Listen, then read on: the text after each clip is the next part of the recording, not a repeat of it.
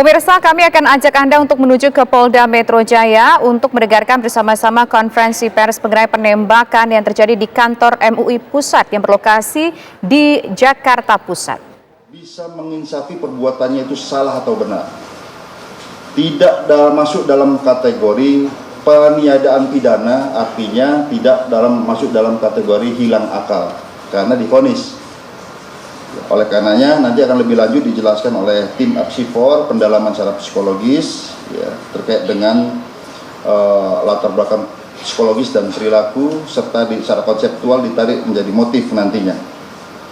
Rekan-rekan sekalian, bahwa tahun 1997 menurut keterangan istri dan warga sekitar yang bersangkutan pernah mengumpulkan warga dan tokoh agama di rumahnya yang bersangkutan, di mana yang bersangkutan ini awalnya ya, sebelum 2003, 97 sudah, yang bersangkutan meminta pengakuan bahwa yang bersangkutan ataupun tersangka ini adalah sebagai wakil Nabi.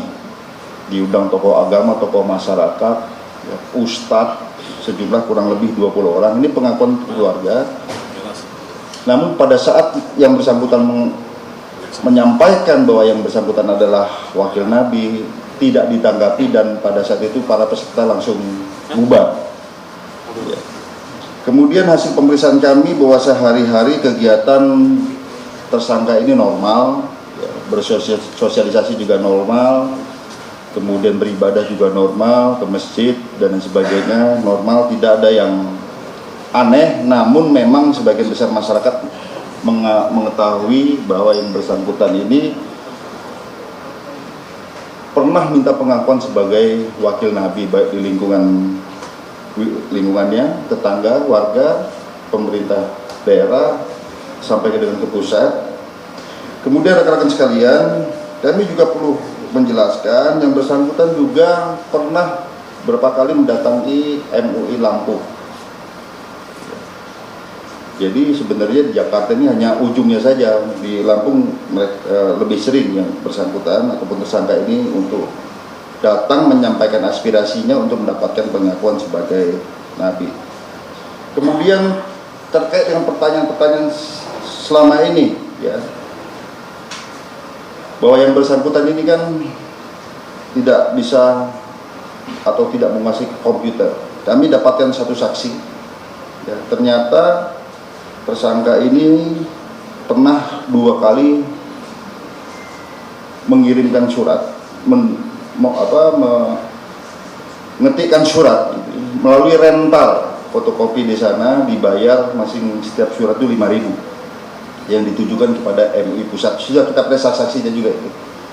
Jadi caranya dia yang bersangkutan menulis tangan, kemudian didiktekan, kemudian diketik komputer di rental komputer yang jaraknya adalah 100 meter dari rumahnya. Kemudian rekan sekalian, kami juga melaksanakan penyelidikan dari mana asal usul senjata. Ya, senjata ini ternyata dibeli dari Lampung, dari seseorang yang berinisial H yang profesinya adalah jual beli airsoft gun dan air gun. Nah, di sini kami perlu menyampaikan pada rekan-rekan sekalian, nanti lebih lanjut akan dijelaskan oleh tim dari Lapfor dan pengawasan senjata api dan bantu ledak Polda Metro Jaya, Intel Polda Metro Jaya, bahwa yang bersangkutan ini jual beli airsoft gun maupun air gun. Nah, air gun ini yang dilarang, yang digunakan kemarin di kantor MUI Pusat. Ya, dia menggunakan tabung seperti ini, berisi gas CO2. Dan di sini pelurunya adalah metal, ya, ball bearing, ya, jadi metal. Beda dengan airsoft gun yang plastik, kemudian jaraknya nggak terlalu jauh. Dan ini bisa dimodifikasi justru lebih berbahaya. Dan ini tidak ada payung hukumnya. Oleh karenanya apabila menggunakan air gun itu melanggar Undang-Undang Darurat 1251. Apa digunakan menggunakan pengancaman, ini ada tindak pidana yang lain. Ya.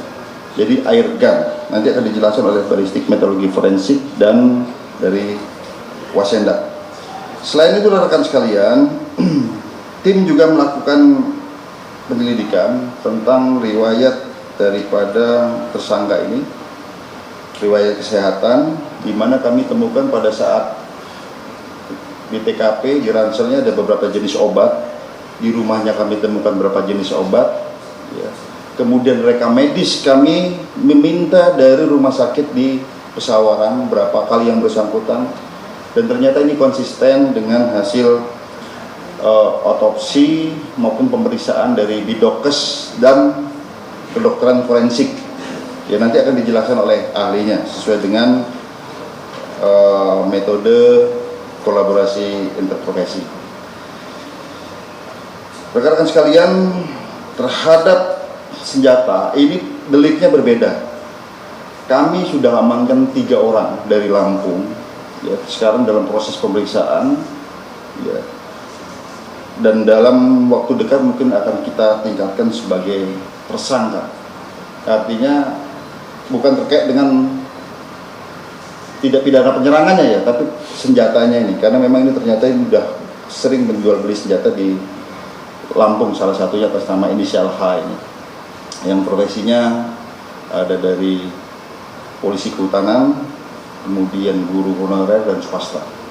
Ini masih dalam proses pemeriksaan dan kita akan kembangkan terus, karena memang dari buku, termasuk ini buku diterbitkan tidak sah, dan di sana disebutkan buku terkait dengan airsoft gun dan air gun. Ini terus kita akan memberikan proses pemeriksaan agar masyarakat paham bahwa air gun itu tidak diperbolehkan. Saya kira demikian dari kami. Selanjutnya kami serahkan ke Kabid Humas. Baik rekan-rekan, untuk urutannya selanjutnya kita akan mendengarkan dari balistik dan meteorologi forensik ya untuk penjelasan terkait dengan kesenjataan. Nanti dilanjutkan dari Direktorat Reserse Ulangi, Direktorat Intelkam, Polda Metro Jaya dalam hal ini pengawasan senjata api dan bahan peledak. Silakan. Terima kasih Bapak Kabid Humas, yang saya hormati Pak Dir dan rekan-rekan semua serta rekan-rekan wartawan. Kami dari Puslapor akan menjelaskan apa yang telah kami lakukan selama melakukan olah TKP. Jadi olah TKP yang kita laksanakan pada hari Selasa tanggal 2 Mei tahun 2023 berdasarkan kegiatan atau olah TKP tim kami. Di sana kita melakukan pemeriksaan tentang perkenaan dalam TKP tersebut itu minimal ya, kita bicara minimal karena tidak melihat langsung, itu 3 kali itu kita temukan di tempat kejadian perkara. Saat itu ada di kaca dan di dinding, serta satunya lagi di korban. Kemudian dari peluru yang diambil atau yang ditemukan di TKP oleh tim olah TKP sebelumnya itu sebanyak 3 buah. Jadi ada sinkronisasi tentang apa yang kita temukan, perkenaannya dengan gotri atau peluru yang ditemukan oleh tim sebelumnya. Kemudian pemeriksaan terhadap kaca. Kenapa kaca yang tebalnya 1,2 cm atau 12 mili bisa pecah? Kita menemukan perkenaan pada kaca di TKP itu membentuk semacam kawah di mana itu bekas luka atau bekas perkenaan dari peluru yang terbuat dari tembaga. Nah, dari situ kita bisa melihat juga bentuk pecahannya. Jadi kalau umpama kaca terkena tembaga itu akan membentuk, apalagi kacanya adalah bahan temper, itu akan membentuk serpian seperti jagung. Nah, kenapa juga itu juga bisa langsung pecah? Karena adanya dorongan atau tekanan. Jadi kalau seandainya rekan-rekan pernah melihat CCTV-nya, itu di sana ada orang yang lari. Saat sudah terkena tembakan membentuk serpihan kaca yang masih berdiri, kemudian terkena dorongan sedikit saja itu sudah akan jatuh. Kemudian dari perkenaan itu kita lakukan swab, kita periksa apakah memang ada residu bahan dari senjata api. Ternyata setelah kita lakukan pemeriksaan di tempat kejadian perkara, semuanya negatif. Jadi tidak menggunakan senjata api. Untuk senjata yang dipergunakan dari pemeriksaan kita itu adalah jenis airgun.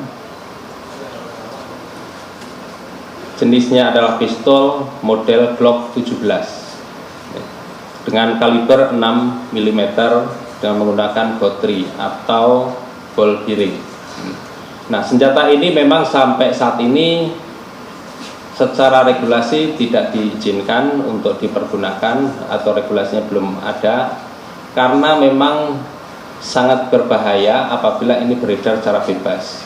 Bahkan apabila dipergunakan atau dimodif sedikit saja, senjata ini bisa melebihi, kekuatannya bisa melebihi senjata api kaliber 22 yang bisa mematikan. Dan ini pendorongnya menggunakan gas CO2 yang dimasukkan dalam tempatnya atau pegangannya, itu bisa dipergunakan untuk atau sebagai pendorongnya. Kemudian untuk hasil analisa kita juga, ini berdasarkan fakta juga bahwa senjata tersebut memang sudah disiapkan sebelumnya dari luar kantor, karena dari video atau CCTV juga setiap penggunaan airgun ini itu saat dimasukkan tabungnya ke dalam senjata itu harus dibuka dulu dengan menggunakan kunci L. Nah, itu kita lihat tidak terjadi atau tidak dilakukan, tapi bisa langsung dipergunakan untuk menembak. Jadi kesimpulan kami adalah kaca pecah karena benturan dari tembakan atau proyektil, kemudian senjata yang dipergunakan adalah airgun dengan jenis pistol model Glock 17 kaliber 6 mm dengan menggunakan gotri. Saya kira itu dari analisa kami tim Puslapor. Untuk selanjutnya kami kembalikan kepada Bapak Fitmas dari Wasenek Unsur.